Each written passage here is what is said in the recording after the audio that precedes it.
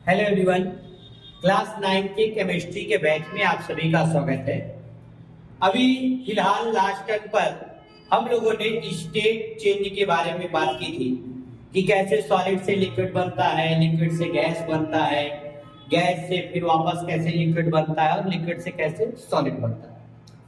अब आज जो है हम लोग एक टॉपिक पर बात करने के लिए आए हैं और आज का जो अपना टॉपिक है उसका नाम है इवेपोरेशन। ध्यान से सुनिए भैया, आज का जो हमारा टॉपिक है उसका नाम है इवेपोरेशन।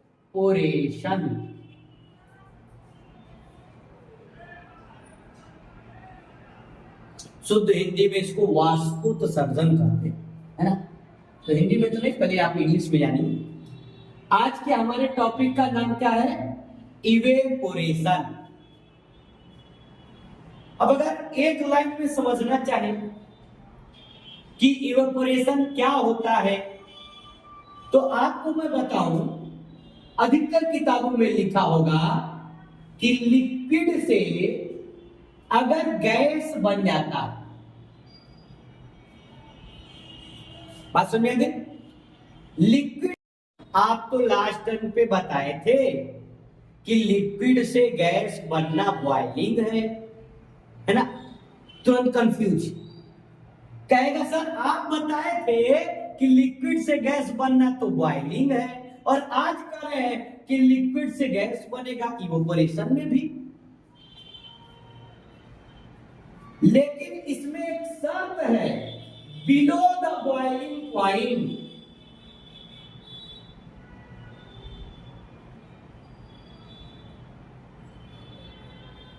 बॉइलिंग पॉइंट से नीचे जो उस दिन बताए थे वो भी लिक्विड से गैस बना था, but at the boiling point.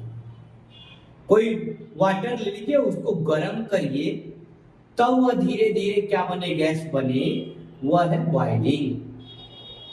बात क्लियर है। और आज का जो हमारा टॉपिक है कि लिक्विड से गैस बने, हमको उस लिक्विड को गर्म न करना पड़े। जैसे आपके घर में कहीं पानी गिर गया जमीन पे तो पानी धीरे धीरे ऑटोमेटिकली सूख जाता है ना, कि धरती के नीचे जाकर के उनमें गैस जला देते हो। एलपीजी सिलेंडर वैसे ही महंगा हो गया है कि वहां जला करके कहे कि अब थोड़ा गर्म हो जाए, ऐसा नहीं ना करते हो। ऑटोमेटिक होता है, हमारे नेचर की, सन की गर्मी की वजह से ऐसा होता है।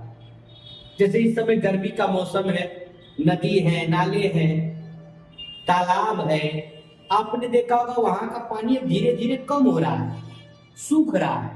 वो पानी कहाँ गया? वो पानी उड़ गया, ऊपर गया, और वही ऊपर जाके इकट्ठा होकर के बादल बनेगा, फिर गिरेगा कहीं ना कहीं। यही ना होता है बात। तो कहने का मतलब है कि इन सब जगहों पर क्या हो रहा होगा? इवेपोरेशन हो रहा होगा। क्या हो रहा होगा? इवेपोरेशन। यदि कोई आपसे पूछ दे कि इवेपोरेशन क्या है तो कह दो लिक्विड से गैस में बदलने का जो तरीका है उस तरीके का नाम इवेपोरेशन है, but below the boiling point. Boiling point से नीचे टेम्परेचर पर जब कोई लिक्विड गैस में बदलती है तो उसी को इवेपोरेशन कहते हैं। बात क्लियर है। जैसे ये आपका तालाब हो गया, इसमें पानी है, सन की लाइट पड़ रही है, इस समय गर्मी का मौसम है, सन धरती के ज्यादा करीब है तो ज्यादा गर्मी पहुंचा रहा है, तो धीरे धीरे तालाब का पानी गैस बन करके ऊपर उड़ना शुरू कर दिया। अगर ऐसा है तो इसी को बाबू हम लोग क्या कहते हैं? इवेपोरेशन कहते हैं। हमको लगता होगा अब आपको समझ में आ गया कि evaporation is the method in which any liquid turn into gas. Evaporation एक मेथड है, एक तरीका है जिसमें लिक्विड गैस में बदलता है, but below the boiling point. Boiling point से नीचे टेम्परेचर पर अगर कोई लिक्विड गैस में बदल जाए, आप ले जाके गर्म करके बदलना है तो उसका कोई मतलब नहीं है। आप उसको बॉइलिंग पॉइंट तक गर्म करके बदलना है, उसको नहीं इवेपोरेशन कहते। इवेपोरेशन का मतलब है कि लिक्विड गैस में बदले लेकिन बिलो द बॉइलिंग पॉइंट। बात क्लियर है? तो the change of liquid into gas below the boiling point is called evaporation. ठीक है, डेफिनेशन भी लिख लीजिए, डायग्राम भी बना लीजिए। क्लियर हो गया? Very good. चलिए, अब इवेपोरेशन का सबसे बड़ा फायदा,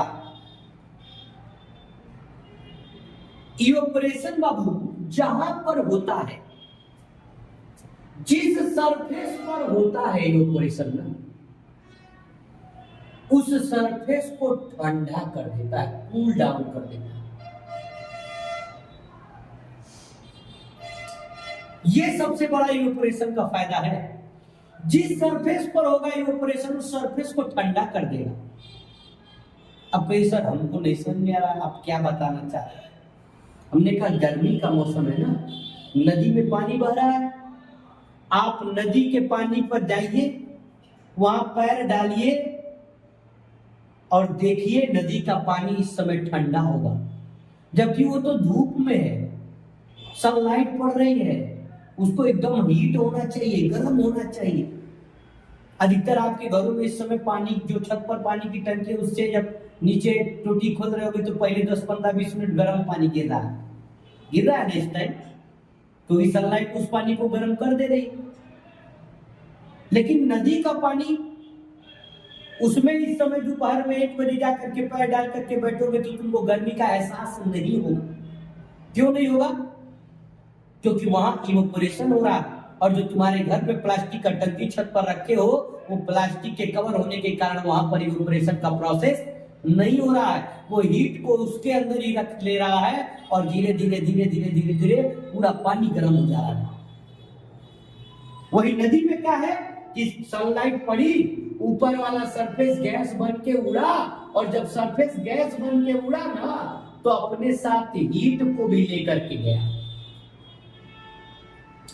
पूरी हीट को भी लेकर के ऊपर उड़ रहा है। और अंततः क्या हो गया? नदी का पानी का जो नीचे का लेयर है वह ठंडा हो जाता है इवेपोरेशन की मदद से। अगर आपको इस बात पर विश्वास न हो तो आपने कभी न कभी अपने घर में या आस पड़ोस में घड़ा देखा होगा, देखे हैं? घड़े के अंदर पानी रख देते हैं और घड़े का पानी देखते होंगे ऑटोमेटिक ठंडा होने लग जाता है। फ्रिज लगा दिए है क्या? नहीं ना, कैसे ठंडा हो रहा होता क्या है कि गर्मी के दिनों में जब घड़े के अंदर पानी रख देते हैं तो घड़े के अंदर भी इवेपोरेशन प्रोसेस से गैस बनता है, और वह गैस इस मिट्टी के छोटे छोटे गड्ढे, जिनको इंग्लिश में पोर्स कहते हैं, उन पोर्स से बाहर निकलता है। प्लास्टिक में ये चीज नहीं हो पाती, और इस पोर्स से जब वो बाहर निकलता है गैस, तो अपने साथ हीट भी लेकर के निकलता है, और धीरे धीरे घर के अंदर का पानी क्या कर देता है? ठंडा कर देता है। 2 एग्जांपल मैंने बताया कि जब इवेपोरेशन किसी सरफेस से होगा तो सरफेस को ठंडा कर देगा। पहला मैंने बताया नदी का पानी, नदी के ऊपर के सरफेस से गैस बाहर उड़ेगी, गैस बाहर उड़ेगी तो अंदर से गर्मी भी निकलेगी। इसलिए इस समय 12-1 बजे दोपहर में तुम नदी तालाब में जाकर के नहाओगे, तुमको ठंडक का एहसास होगा। क्यों? क्योंकि इवेपोरेशन हो रहा है। वही काम घड़े के अंदर भी जब आप पानी रख देते हो तो घड़े के अंदर का जो पानी है धीरे धीरे गैस बन जाता है, और गैस बन करके बाहर निकलने लगता है, क्योंकि घड़े, जो मिट्टी का घड़ा होता है, उसमें हल्का हल्का पोर्स होता है, और पानी जब बाहर निकलेगा तो घड़े के अंदर के टेम्परेचर को डाउन कर दिया जाएगा, घड़े के अंदर का पानी धीरे धीरे ठंडा हो जाएगा। अगर ये भी नहीं आपको लग रहा है तो आप इस समय क्या कर रहे हो? मिटा रहा हूं मैं इन दोनों एग्जाम्पल। आप क्या कर रहे हो? जैसे चाय वगैरह पीते हो, है ना, गिलास में चाय आ गया, तुम पी रहे हो।